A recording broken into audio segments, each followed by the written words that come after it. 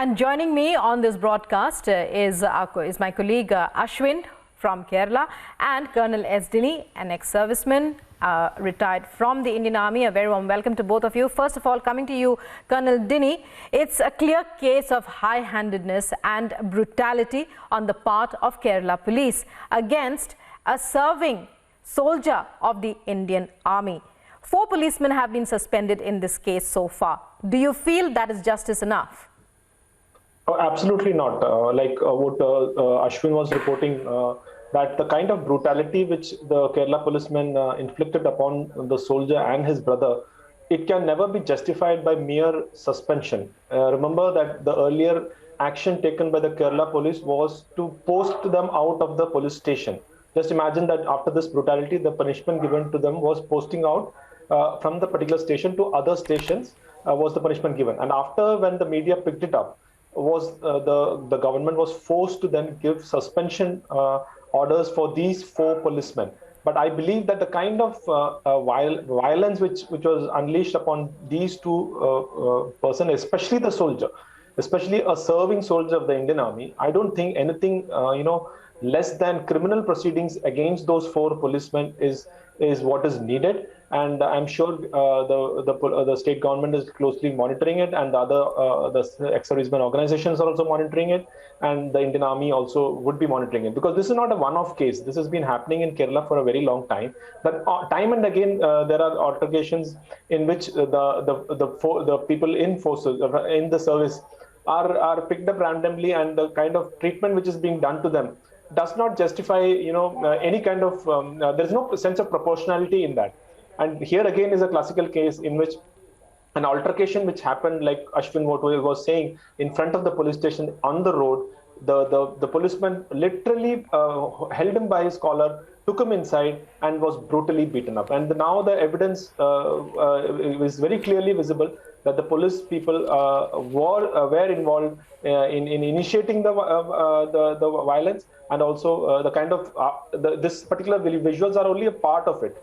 The entire visuals are still not out.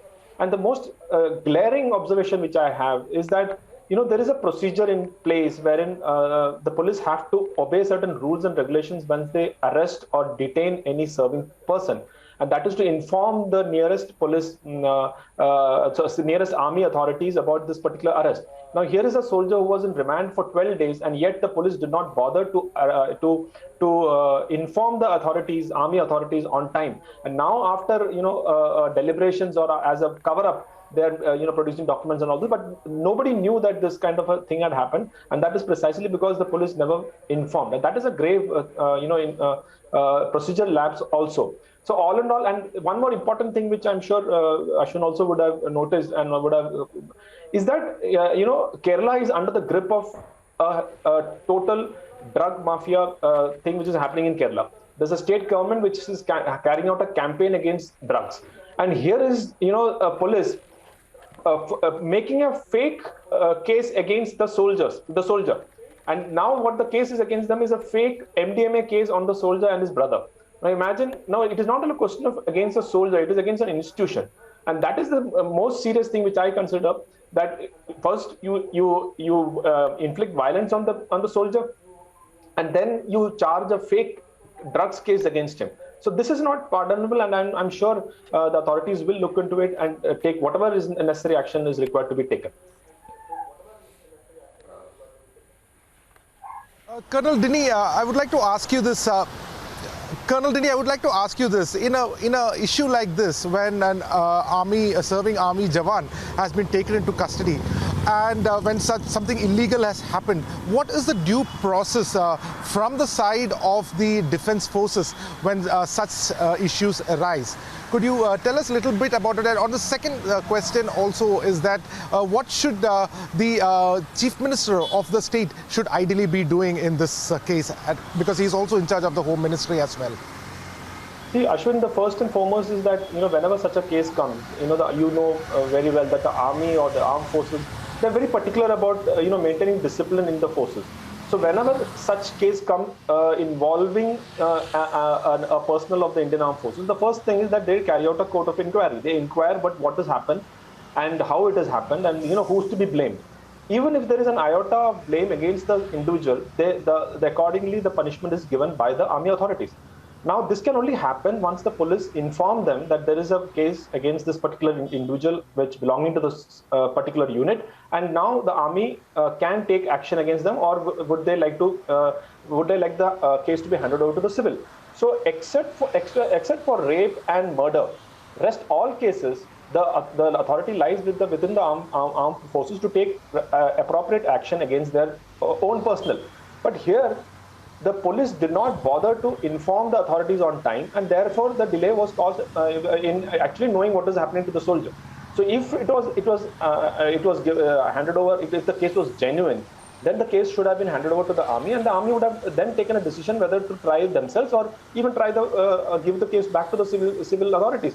But nothing of that sort has happened, and once the entire thing came out, then only the police now started telling, no, we had informed, all those things happened. So as far as the army authorities are concerned, they're very clear that there is a set rule that an incident has happened, an incident report goes, and then based on that, depending upon what is the level of charges, then necessary action is to be taken. Regarding your next question, that what the Chief Minister is doing, you are in Trivandrum and you know very well that the Kerala police is facing a series of allegations on a daily basis. This is just one of the thing which has now been highlighted, this particular thing involving a soldier.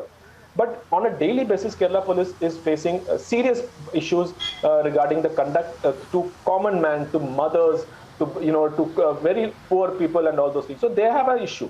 So I think this Chief Minister, the Honorable Chief Minister, should take strict action against these kind of policemen.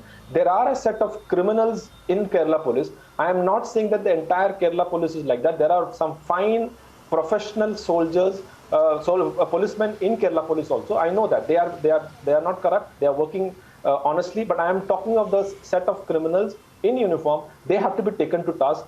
They have to be set an example in front of others that a soldier, like today itself, you would be knowing that there is a soldier who has died in the air crash in Arunachal Pradesh, and out of the 4 soldiers who have died, one I think is still missing. So out of those 4, one is from Kerala, Sipai KV Ashwin.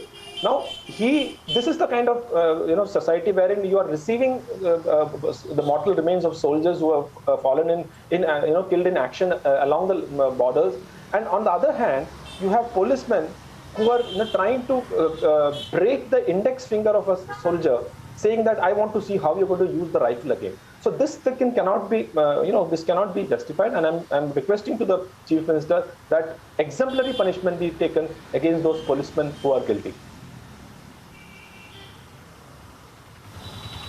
Well, many thanks, Colonel Dini, for sharing your thoughts with us.